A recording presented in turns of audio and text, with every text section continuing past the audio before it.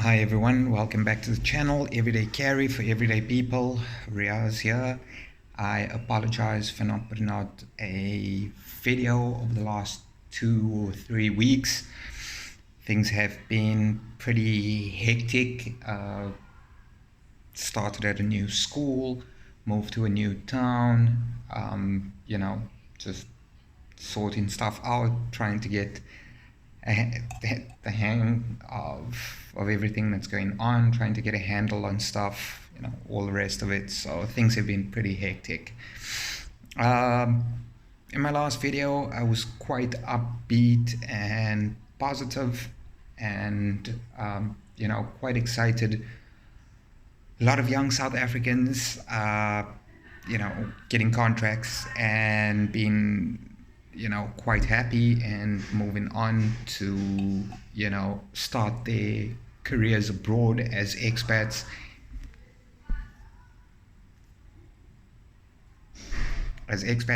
And, all the rest of it. So I was pretty happy about that there.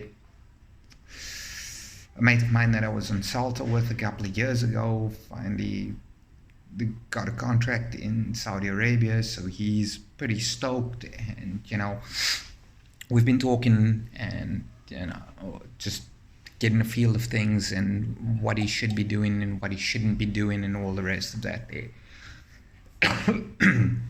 Which brings me to today's video, which is a bit of a downer. Not a bit of a downer, it's actually quite devastating in a lot of ways. So, like I said, got a message from this mate of mine, and he was like, you know what, Raz, everything's been done.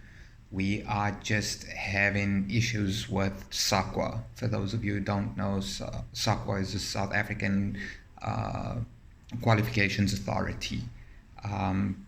I don't know why SAQA is now verifying degrees, because that was something that was done by higher education before. And all credit to higher education. Every time that I have gone through over the last 11 years to get, my documents certified and stuff like that there, they've been excellent about it. So why qualifications need to be authenticated now by SAQA, I don't know. Now, it's not SAQA's fault either. We're in the middle of a pandemic. Things are not looking so good. Infection rates are going up. Mortality rates are going up. I completely understand. Apparently, there's a backlog at, DIRCO as well. Now, I can tell you from personal experience, every time that I've, engaged with people at DIRCO, it's always been professional. They've always been on point. Last year when the pandemic hit, then, ambassador to China had his finger on the pulse. He was trying to find out where people were and who was in need and how the embassy and the consulate could assist. And yes, while some of you out there will be of the opinion that that's their job and that's what they get to do, well, that's just a small part of their job. And a lot of us as expats get out of the country and we start living a particular lifestyle, and we run the country down and whatever, which is not right. But we never get in touch with our consulates or our consulate generals or our embassies. And then when bad things happen, like pandemics and outbreaks of war and stuff like that, then we realize how proudly South African we are, and why isn't DIRCO and why aren't our ambassadors and stuff helping us? Well, we need to take some personal responsibility for that there. If you are an expat, before you leave, get an email address for the consulate or the embassy of the country that you're going to, the South African consulate or embassy's email address. Once you get there, send them an email, copy of your passport, copy of your ID, scan copy, your mobile number, where you're staying. These are things that are important. And these are things that as expats we should be doing.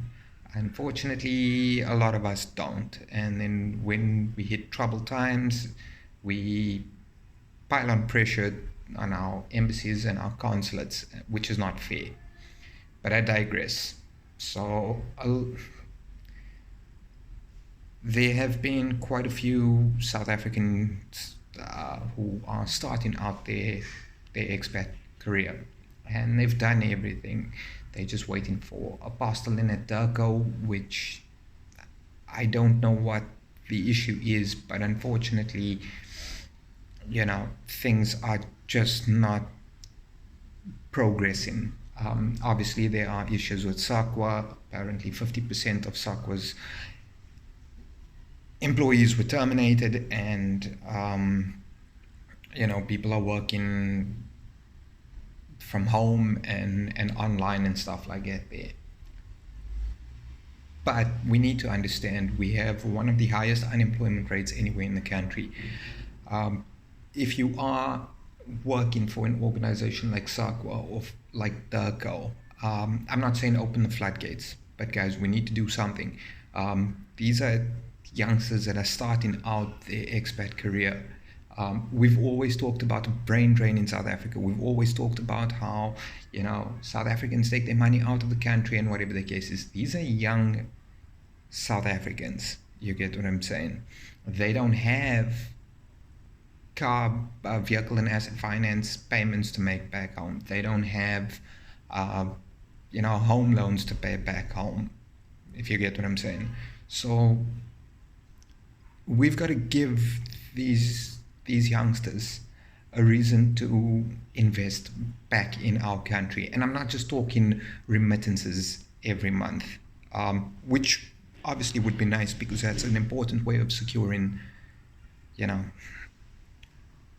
foreign currency at a cheaper price. Okay, it doesn't come with all the strings that are attached when we talk about FDI. So with all of that being said, I appeal to Durko and to SAQA to please, I understand that things are tough. I understand that we're in the middle of a pandemic. I understand there's a lot of things going on, but please, these youngsters need a break. We have one of the highest unemployment figures anywhere in the world. These expats have secured employment at least for a year abroad. It gives them some breathing space. It gives the government in South Africa some breathing space, because at least that's not a further drain on the economy. You get what I'm saying?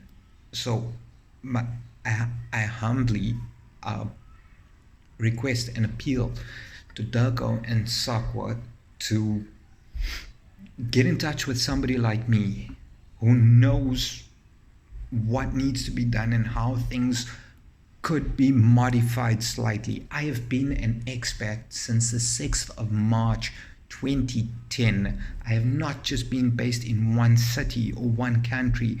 I have been in Saudi Arabia. I have been in the UAE. I have been in South Korea. I am currently in China.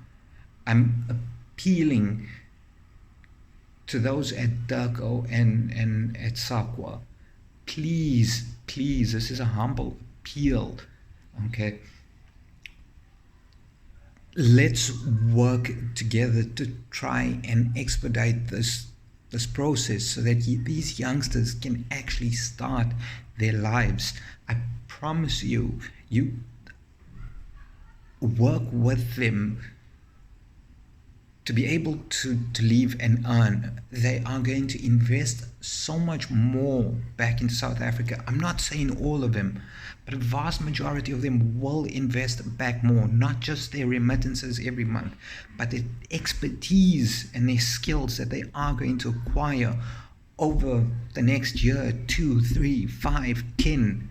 Okay, we then those that are in positions to affect change, and this is not just Dalco, and it's not just the receiver of revenue, and it's not just SAQA, and it's not just the Department of Higher Education and the Department of Home Affairs. It's the financial institutes back home too. Incentivize small packages, small things. It's not the big things that these youngsters that are starting their expat lives are going to require. It's very, very small things that you can do that are going to make them want to reinvest in their own country for no other reason except for the fact that these financial institutes and government institutions have shown that they care about their citizens. So I appeal to SAQA, I appeal to the Department of Higher Education, and I appeal to DIRCO. Please, guys, let's work together to expedite this process. These youngsters have to be in their whichever country they're going to work in by no later than the end of August. We are already sitting on the 18th of August. Do not deprive these young South Africans of the ability to earn an income, to be self-sufficient, to invest back home. Do not take this away from them. This is my humble and sincere appeal to people at these institutions. Please help these youngsters. I mean, to be quite honest with you, I am where I am. I'm quite secure. I'm quite comfortable. You get what I'm saying? But these youngsters are beginning their lives, and they need the help and the support to be able to go out and be productive members of society. Remember, they are going to earn money, they are going to remit some money, they are going to acquire certain skills that are in short supply in South Africa. Give them a reason right now to want to work to come back home. Till the next time, guys, stay safe. Cheers.